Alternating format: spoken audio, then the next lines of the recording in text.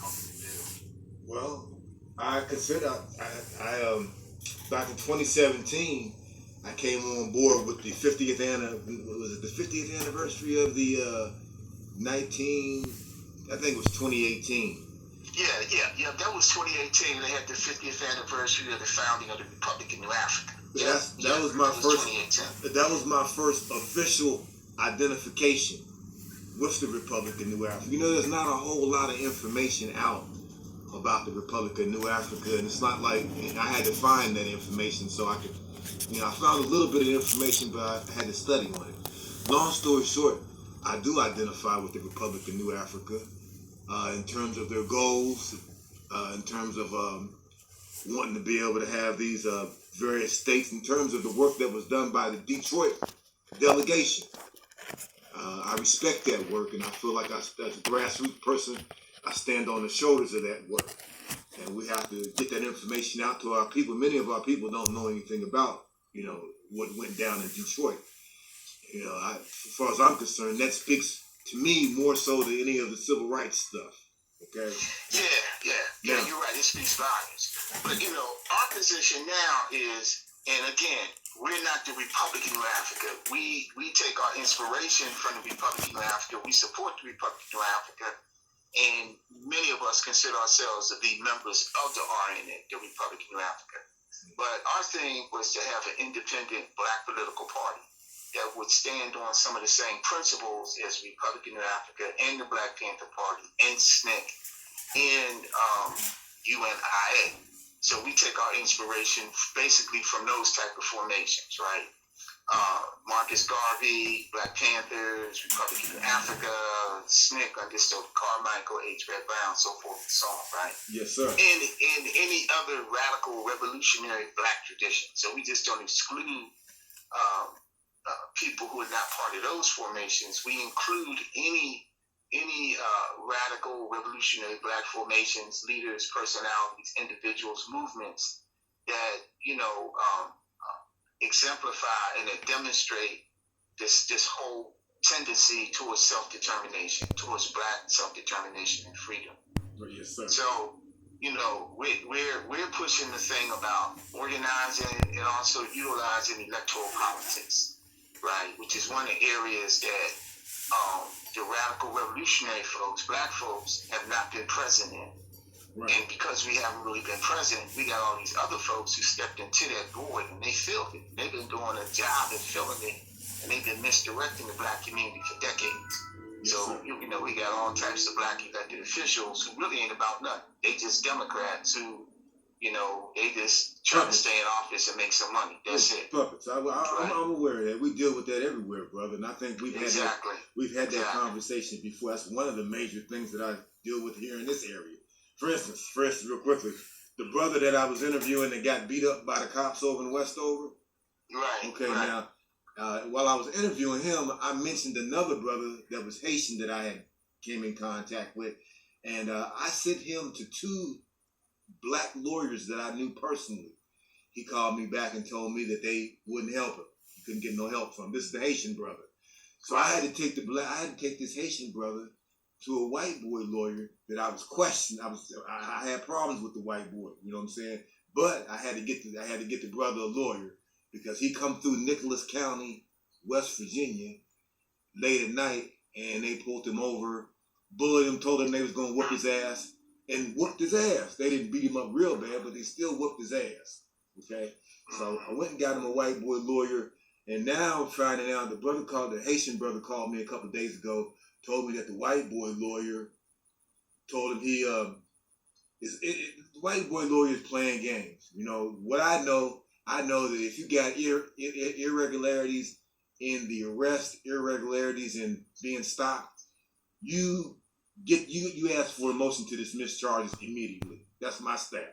And it's not a style that most lawyers go for, but if it's an irregularity in the arrest, motion to dismiss the charges. The Haitian brother told me he had a hearing and the arresting officer did not show up for the damn hearing and the little punk lawyer didn't ask to dismiss the charges. Okay? So I find myself going to war with them on whatever level I can go to war. I'm getting ready to get sized up to be able to file a litigation against a lawyer. We need this. That's what we really need. We really need people that are in the places. The black lawyers will not stand up for us. They won't stand up for us. Okay. So they don't stand up because they represent the system primarily. They just happen to be black. They don't represent the black community. They don't represent the interests of the black community. They represent their own personal and their professional interests, and their personal and economic and financial interests. They just happen to be black people. Right. But look, we're dealing with building a political party where we can run people for office, where we can take power as far as local elections, state elections, perhaps regional political contests, where we can start to have some say-so over what happens with our tax dollars, right? Okay. So we can have control over the institutions within our communities and neighborhoods. And that's what the party's all about. We're not about just talking to hear ourselves talk. You know, we're about seizing power. Yes, sir. And we're about using electoral politics as one of those ways to seize power. And we know that's not the only way, but it's one of the ways. And it's definitely one of the ways that has been neglected by black folks who call themselves militant radicals, revolutionaries. We walked away from that, and because we walked away from it, it made it easy for a lot of people that you just described to step in. Yes, sir. Right? And they use it as a way to further their own political careers or their own financial interests, and that's what they do. It's not really about the people, it's about them, their immediate family, and their clique. That's what they do. Now, I'm going to ask you a question right there. I need a model, a successful model, where you were able to utilize the electoral politics, the electoral process successfully with black people, where it has worked for black people, where you got your person in place. Listen, quick, fast model for you. I would say study what W.E.B. Du Bois wrote about and other people described it. The era called Black Reconstruction. Right after the dismantling of the chattel slave trade, right? Right after brothers and sisters were free to run for office and free to vote for the first time, right? There were a lot of black folks, I'm aware of that. Elected into local office. Yes, sir. Right? Local office, state office, and even Congress. Right? Lots of examples, lots of models. When they got tired of playing that game, they shut that down, though. Okay, but bruh, you asked for models, I'm giving you the models in terms of how it was used, right? And so there was a lot of pushback. We know there was the white backlash, right? You know, we study the history. We know about the post-Reconstruction period. We know about the introduction of Jim Crow. We know about how the Republican Party sold out black folks, right? We know how the majority of the Republican Party sold out its most radical members of their own party, who were abolitionists. Okay, we know that history. But you asked for some models. Those are some historical models that I can give you. Now, if you want to see some contemporary examples of people who have been able to use local politics to advance the interests of their community, you do have a couple of black politicians right now. Is two that I know. They run through the Democratic Party right now, but they use the Democratic Party. But their politics is independent, radical, and revolutionary. There's some of our comrades from out of New York. Okay. Now, Brother Charles Barron and Sister Inez Barron. So there are some examples. I heard a show from Brother Charles. Okay. So I'm saying there are some examples. And he's a very conscious brother from what I see. Right. Thank you for the example. But our thing, again, we're an independent black political party.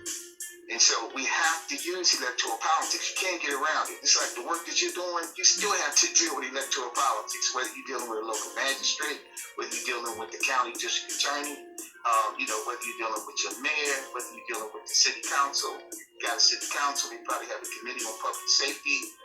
I mean, all those people are in positions that come up for election, right? And we should be able to contest, right? We should be able to have a contest about who's going to take those offices, right? And we should not keep saying that, we just going to protest and march, we're going to file a petition, we're going to file a lawsuit. No, we need to basically contest those offices. basically go up against the people who are occupying those offices or people who are going to be running for those offices, so we can have real power and have some control, some type of control over what's happening with our communities and neighborhoods. And that's what this is all about for us. Right? So I'm calling you to see if you want to be part of this. Help to build a organizing committee and chapter in your area in West Virginia. Right? That's what this is all about for us. Do you have anybody here within the state currently that you know of that's helping you with that? I know, I'm here in Morgantown, but no, I don't. There are people who have signed up on our page, on our Facebook page in West Virginia, but I haven't heard anything from any of those people. I haven't gotten any word from any of them. The only person who I have any communication with from the West Virginia area is you. I'm glad you called me, because like today's Sunday, and I'm just getting my Morris brothers together where we meet every Sunday again. Okay, I got them. This is our second Sunday where we got together and so forth. So it's a difficult road to travel, but it's a road that we got to travel. You know what I mean? It's also a part of me, trying to protect ourselves because of the environment that we're in. We all recognize that this is a difficult environment, so we try to encourage one another not to walk around here intimidated, okay? That's one of the things that I tried to discuss with them today. And you sharing your electoral politics program, I'd like to be able to have you come in and speak to us, okay? Well, I tell you what, physical travel right now is a no-no. Unless, it's something that has to be done only because of what's happening with COVID-19. Mm-hmm. But I definitely would be open to having a meeting through Zoom. Okay. And so if you pull people together, you let me know. You let me know a good time. Think about a couple of days and times that are good for you and your group. And then based on my schedule, we'll work it out. And I can definitely make myself available to meet with your group via Zoom. Sunday evening is a pretty good time, right? Like I said, I'm trying to get them together. You get the exercise in during the early portion of the day, but during later on in the evening, we can do a conference to get into some educational information. I will share this with you. I'm set to take them out to Prickett's Fort. I don't know if you know of anything about Prickett's Fort, but Prickett's Fort is here in this area. And since we're all Moors, we're set to do a press conference out there and discuss Prickett's Fort and the impact that it had on Aboriginal people or people of the copper complexion people. Meaning that we're making a claim and putting on the record that we are the Aboriginal inhabitants. We're the original inhabitants, and these are people that came in and set up forts and waged a genocidal campaign from the fort. Then after that campaign had successfully caught on, they came out of the forts and set up de facto government, okay?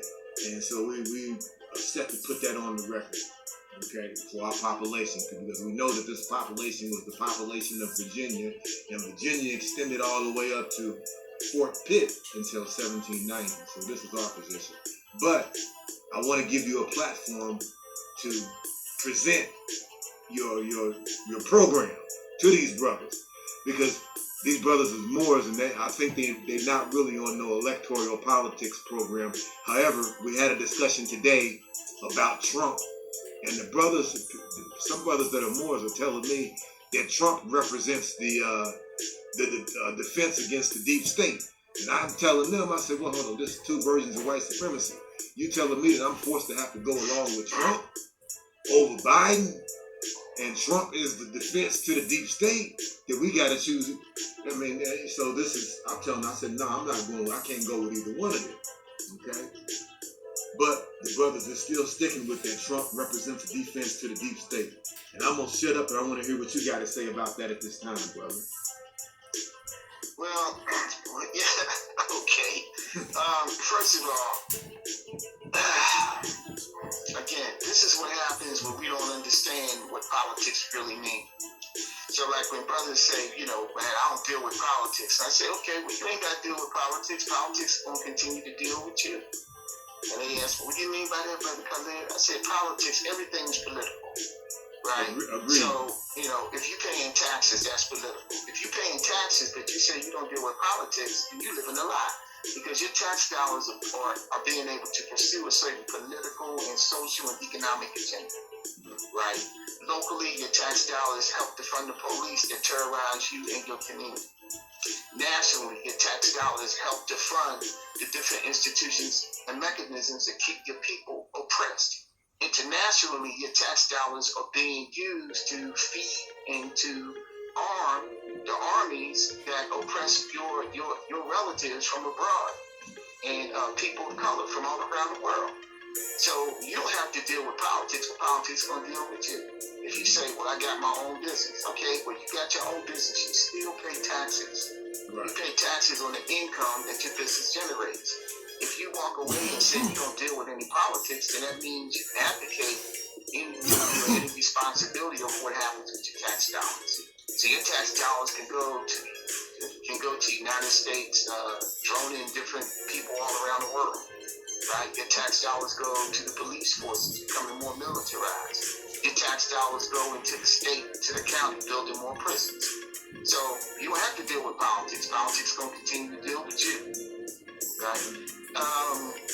You know, that whole deep state and all that kind of stuff, I'm not into conspiracy theory stuff, bro. Okay. So you know, because I think it's, even if it's some validity to it, I think people get trapped into spending a whole bunch of time, and it doesn't lead you anywhere, because it doesn't lead you to do anything or take any definitive action. They just talking amongst themselves. Just talk. Talk it's about just it. Talk. That's all. It's just talk. It's a conversation piece over dinner or after dinner. That's all it is. It makes people feel good or feel special. But they know something that they're intelligent. I know. So I don't get into that. That's respect due on that, man. Because I think I told the brothers the same thing. That I don't want to argue and debate amongst each other who's the most smartest, who got the most profound information. I want to get beyond that and see some tangible stuff where we can look up and say we made some things happen. Yeah, well, you can't make nothing happen if you don't have any power.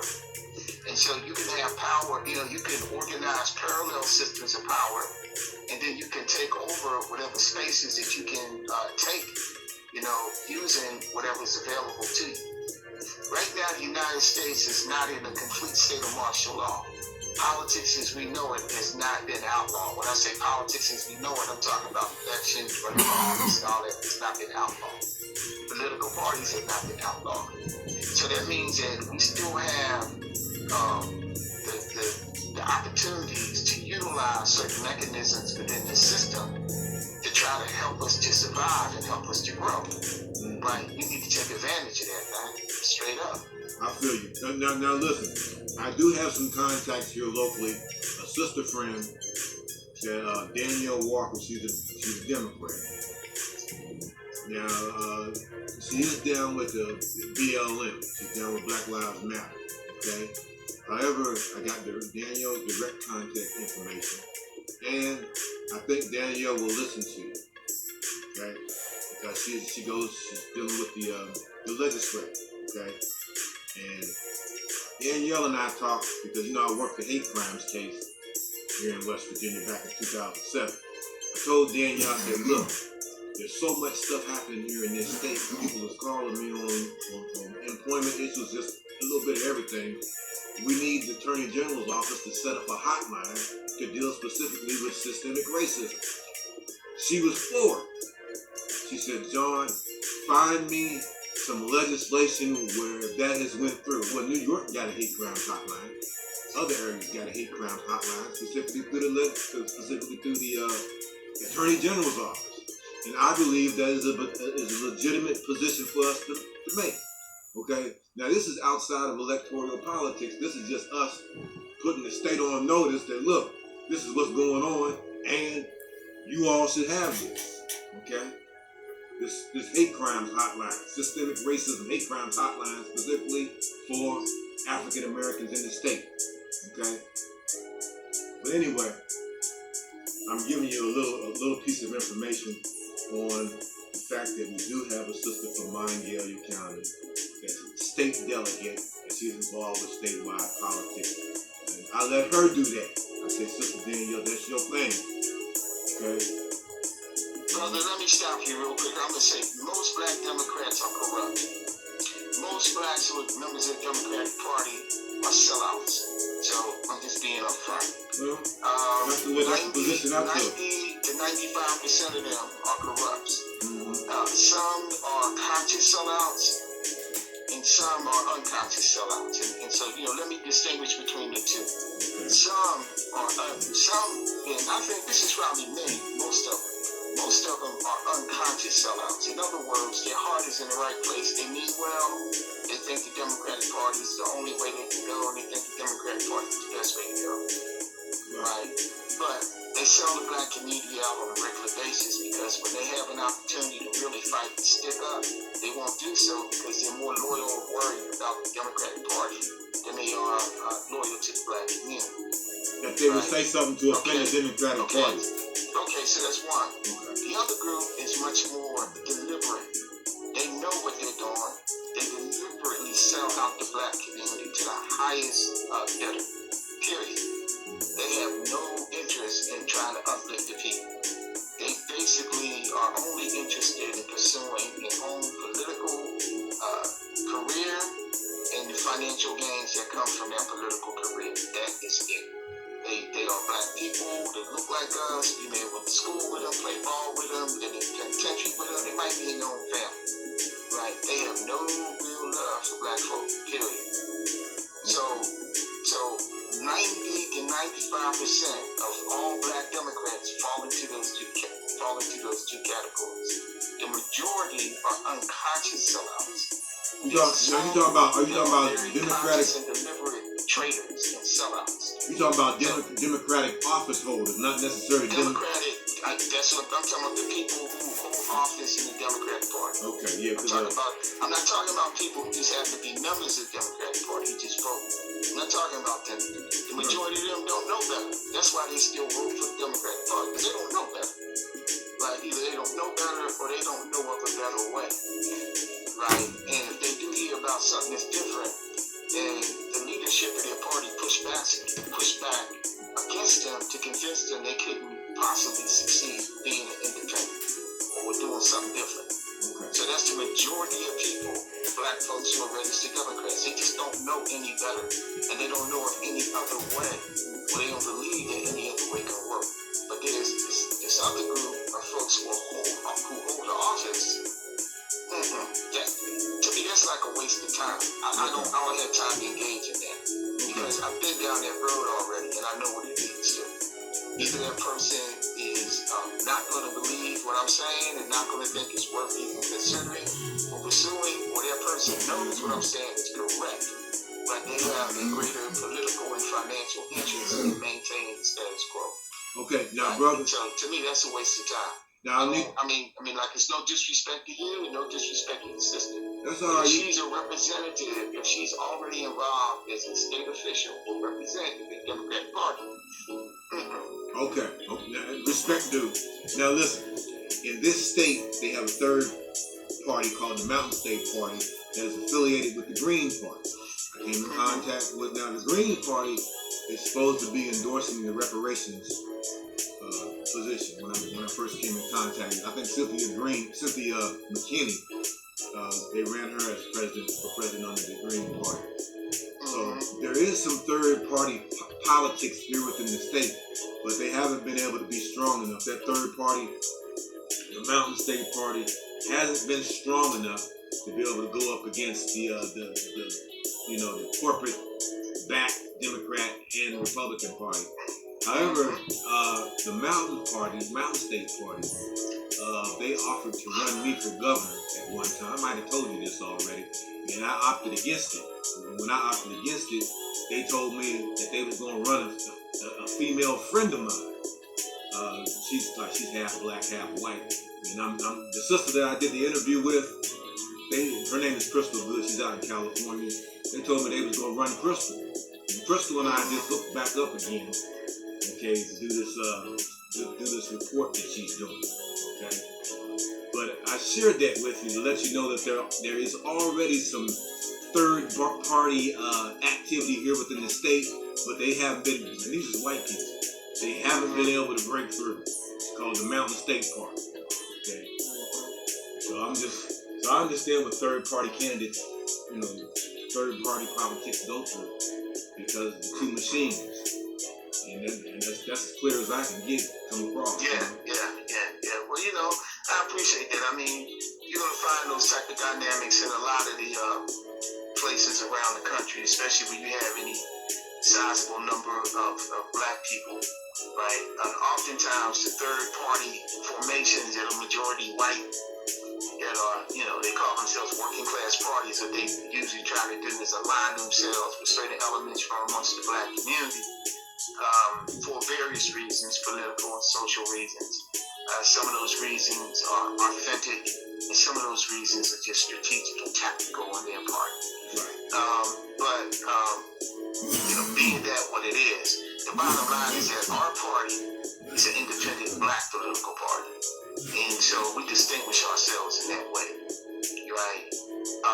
And we're regular black people, so this is not a party that's dominated by celebrities and intellectuals. That's not us. Regular black folk. Working class black folk, low income black folk, students, mothers, fathers, grandparents, that's who we are. Right? Guys who've been to the penitentiary, all types of stuff. Muslims, Christians, Yoruba, Hebrews, that's who we are. I use the term grassroots. Is that appropriate? What's that again? I use the term grassroots. That's fine. That's fine. But I'm just trying to be much more descriptive to let you know what kind of group we are. We're not a uppity group of black folk. We're not made up of people from the colleges and universities and like a group of celebrities and all that. We're not those type of people. I kind of sense that. I sense that, brother. Otherwise, we wouldn't be talking. But I'm saying you know that because you and I've been talking for some years. But I'm saying when you talk with other people, we're just regular black folk, man. We ain't no uppity Negroes. Right. We ain't the bourgeois wing of the Democratic Party. We ain't the liberal wing, radical wing of the Democratic Party. We are who we are. We black folk, regular black folk, New Africans, right? And we about revolution. See, we just ain't calling for a few changes. We understand clearly that the United States needs a serious revolution, right? And if it can't have a revolution, and a revolution in such a way that's going to create a new relationship between our people and everybody else, then our position is that you got to let us go. Because then that means we got to go ahead and just do what we got to do to set our best interests, 45, 50 million plus. And so that's our position. Yes, sir. Right? And that's just straight up plain and clear. And we ain't got to pussyfoot around it. And, we ain't got to, bow and scrape and try to come up with some special way to say something that, should have been said a long time ago. No way in hell that black people in 2020 should still be fighting for stuff the black people in 1965 was fighting for. That's insane. Really, that's utterly insane. We should not still be marching and demonstrating talking about equality. That's insane. Right? It doesn't make any sense. Now, okay. You're doing with electoral politics, but some of us, like for instance, I got into this political consciousness, but I remember when I was going through it, I come into it while I was away in Moundsville in prison, having to deal with the unconstitutionality of that situation, right? And one of my teachers told me, or told someone else, he was like, man, that brother's $1 million on his politics, but I'm concerned that because he ain't got no economic program. And politics without economics, it just don't work. He 100%, talking about me at that time, said I was 100% on politics and history. Can't nobody else touch him, but you gotta get an economic program. Brother didn't think I could make it without an economic program. And that's where we're at right now. I think look at the Chinese. They don't participate in a lot of politics, but the economics is tight. Well, brother, let me correct you on that. They do participate in a lot of politics. Okay. See, once again, we're limited based on what we come in contact with. I mean, do I see them going? Do I see that? I don't see them going to If you go vote. to cities like, if you go to New York, if you go to Philadelphia, especially if you go to the West Coast, places like Los Angeles and San Francisco, for example, Oakland, California, they have folks of Asian descent who are in the state house, who are on city council, who are involved in county government, right? They have Asians in the U.S. Congress. Okay, you go up to New York, you go to Philadelphia, you have huge Chinatowns, right?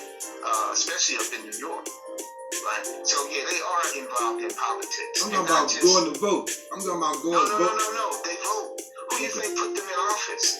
They vote, brother. They vote. See, again, all those are misconceptions. So you've heard that before. You've heard black people say that before. Let me finish. They have just been multiplied and duplicated over the years like that, like it's the truth.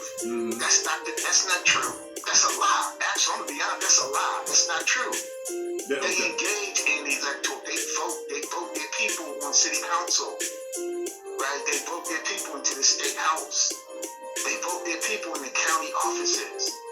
That's what they do. When they have populations, they exercise economic power and political power because they are intertwined. A lot of the wealthy people in this country became wealthy people. You know how they became wealthy? They became wealthy because they were able to get support from the government. And you know what government support they got? They got government